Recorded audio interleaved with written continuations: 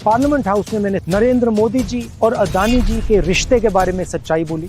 हिंदुस्तान के धन को किस प्रकार लूटा जा रहा है, ये सच्चाई पार्लियामेंट के रिकॉर्ड से मिटा दी गई। बिना एक्सपीरियंस के कोई भी बिजनेस शुरू करना और उस बिजनेस में देश के सबसे बड़े कॉन्ट्रैक्ट उठा लेना, प्रधानमंत्री जी ये जादू सिर्फ अदानी जी के लिए था।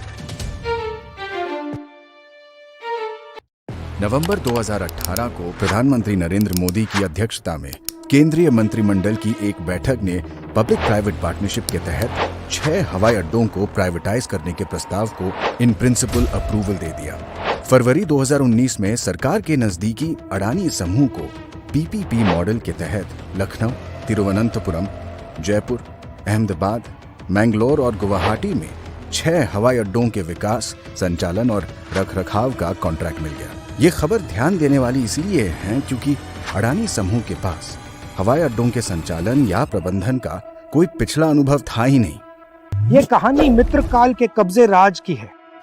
एयरपोर्ट पर कब्जा, पोर्ट पर कब्जा, रोड पर कब्जा, डिफेंस फोर्सेस पर कब्जा, मीडिया पर कब्जा, कोयले पे कब्जा, बिजली पर कब्जा और पूरी तरह भारत सरकार पर कब्जा। पार्लियामेंट हाउस में मैंने सच्चाई बोली। नरेंद्र मोदी जी और अदानी जी के रिश्ते के बारे में सच्चाई बोली। हिंदुस्तान के धन को किस प्रकार लूटा जा रहा है उसके बारे में सबूत देकर मैंने सच्चाई दी। यह सच्चाई पार्लियामेंट के रिकॉर्ड से मिटा दी गई। मेरे रिमार्क्स एक्सपंज कर दिए गए। ये देखिए रिश्ता। माने सर पोस्टर प्लीज, पोस्टर नहीं, फोटो है सर, वो पोस्टर नहीं है। इसके बारे में मीडिया में कुछ नहीं आया, मीडिया ने कुछ नहीं बोला और जो सवाल मैंने प्रधानमंत्री जी से पूछे, सबूत देकर पूछे, उनका जवाब नरेंद्र मोदी जी ने नहीं दिया। एयरपोर्ट उद्योग इस देश का सनराइज इंडस्ट्री है। हमारी राष्ट्रीय सुरक्षा की दृष्टि से एक बहुत ही महत्वपूर्ण उद्योग है।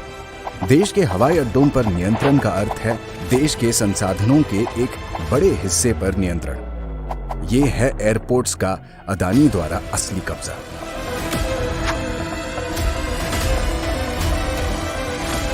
यूपीए सरकार के लिए हवाई अड्डों के निजीकरण का विचार उनके बुनियादी ढांचे और सेवाओं में सुधार के लिए निजी निवेश लाना था, जिससे यात्रियों को बेहतर यात्रा का अनुभव मिले। मैं बिजनेस के खिलाफ नहीं हूं, मैं प्रो बिजनेस हूं, मगर मैं मोनोपोली के खिलाफ हूं और मैं जादू के खिलाफ हूं। कौन सा जादू? 609 से 2 का जादू, 4 से 14 का जादू, 0 से 6 का जादू। वो कहते हैं ना, हर किसी को मुकम्मल जहां नहीं मिलता, ये प्रधानमंत्री के फेवरेट मित्र पर लागू नहीं होता। उन्हें जमीन, समुद्र, आसमां सब कुछ है मिलता। एक व्यक्ति जिसने एयरपोर्ट कभी नहीं चलाया, जो एयरपोर्ट बिजनेस को समझता ही नहीं है, उसको हिंदुस्तान के सबसे प्रॉफिटेबल एयरपोर्ट पकड़ा दिए गए।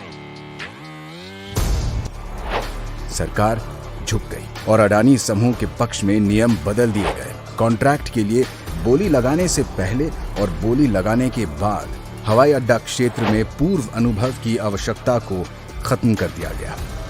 दूसरा सवाल, एक ही व्यक्ति को 6 एयरपोर्ट्स क्यों दिए गए? नियम था कि एक व्यक्ति को ज्यादा से ज्यादा 2 एयरपोर्ट दिए जाए। ये 6 हवाई अड्डा विकास परियोजनाएं हाईली कैपिटल इंटेंसिव हैं और इसमें प्रोजेक्ट फेलियर्स होने की संभावनाएं भी हैं। और यदि कोई परियोजना विफल होती है तो विफल परियोजनाओं को लेने के लिए अन्य सक्षम बोलीदाता उपलब्ध होने चाहिए। एक और सवाल, जब यह निर्णय लिया गया, airport authority of India, union, finance ministry और नीति आयोग सब ने ऑब्जेक्ट किया और कहा कि यह निर्णय गलत है। इनके ऑब्जेक्शन को किसने ओवरटर्न किया और क्यों? जो कंसेशन 30 साल का था उसे 50 साल का क्यों किया गया?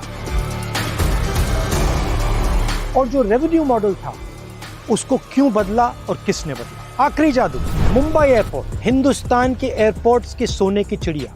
मुंबई एयरपोर्ट के ऑपरेटर पर एजेंसीज का दबाव, सीबीआई, ईडी, और जैसे ही मुंबई एयरपोर्ट्स के ऑपरेटर अदानी जी को एयरपोर्ट ट्रांसफर करते हैं, वैसे ही एजेंसीज उनको क्लीन चिट दे देती हैं। मैंने ये सारे मुद्दे उठाए और ये सुनिए नरेंद्र मोदी जी का जवाब। तुम्हारे पांव के नीचे कोई जमीन नहीं। कमाल ये है कि फिर भी तुम्हें यकीन नहीं। प्रधानमंत्री जी ने शायद दुष्यंत जी कि कविता की अगली 2 पंक्तियां नहीं पढ़ी। मैं बेपनाह अंधेरों को सुबह कैसे कहूँ, मैं इन नजारों का अंधा तमाशबीन नहीं। सच्चाई बोलना, सच्चाई का सामना करना हमारे देश की हिस्ट्री, हमारे देश का इतिहास है।